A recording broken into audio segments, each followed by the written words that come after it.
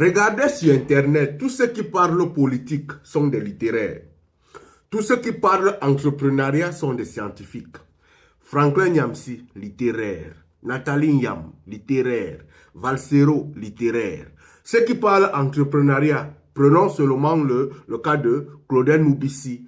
Prenons le cas de Back to Africa. J'oublie son nom. La plupart de ces gens, ou ceux qui parlent entrepreneuriat, où ils sont vraiment scientifiques, ou ils sont des gens qui sont passés par l'enseignement technique. Posez-vous des questions.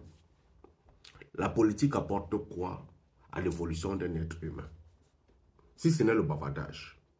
La politique apporte quoi si ce n'est le mensonge? En longueur de journée, vous êtes assis dans les débats politiques. Vous écoutez les débats politiques du matin jusqu'au soir. Mais vous savez que votre vie ne changera jamais. Vous savez que la personne qui décide, on a décidé ici, le politique a décidé qu'on devait rester dans la maison pendant la période du Covid, alors qu'il savait que c'était un mensonge, il n'était assis à la maison. Le politique est en train de décider qu'il faudrait qu'on bombarde la Russie. Ça veut dire qu'on doit encore s'asseoir et se cacher. Vous écoutez ces débats en longueur de journée.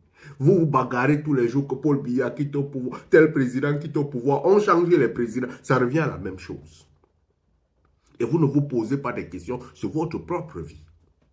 Mais les entrepreneurs viennent vous dire quoi? Ils viennent vous éduquer sur vous, sur votre évolution financière. Mais vous ne les écoutez pas. Parce que quoi? Le politique a assis votre cerveau. Moi, je dis tous les jours en Afrique, qu'on me ferme toutes les écoles littéraires et qu'on demande aux gens d'aller apprendre des enseignements techniques, vous allez voir le changement en Afrique. Si on enlève Nathalie Nyam, Franklin Nyamsi, tous ces gens-là, les Kémy Seba est littéraire. Si on les enlève, vous allez constater que les gens ne vont plus attendre parce que le politique amène les humains à attendre de l'État. Le politique amène les humains à attendre de l'État. L'entrepreneur amène l'humain à penser à se construire. Plus tu écoutes la politique, plus tu attends de l'État. Plus tu écoutes l'entrepreneuriat, tu réfléchis pour toi-même, plus tu évolues. Et ne vous cachez pas, ça affecte votre psychologie, ça affecte votre mental, ça affecte votre niveau de réflexion. Plus vous êtes dans les combats tous les jours, oh je suis non, je suis ceci, je suis cela, oui. Le scientifique défend les intérêts de son pays différemment, pas dans le bavardage.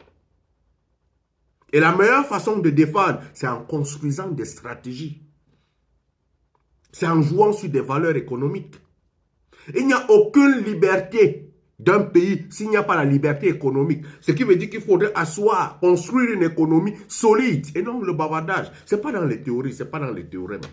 Et la littérature apprend quoi? Des théories, des théorèmes de bavardage en longueur de journée. Ça ne construit absolument rien. Plus vous êtes assis à écouter des débats politiques, plus votre cerveau s'affaiblit sur la réflexion de prise de décision sur vous-même.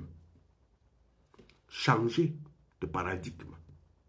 Revoyez la vie différemment. Pensez à vous. Pensez que c'est vous qui devez aider l'État. Un entrepreneur pense que lui, il apporte à l'État. Un entrepreneur pense que lui doit construire son pays. Un politique attend que l'État fasse pour lui. Be wise, intelligent.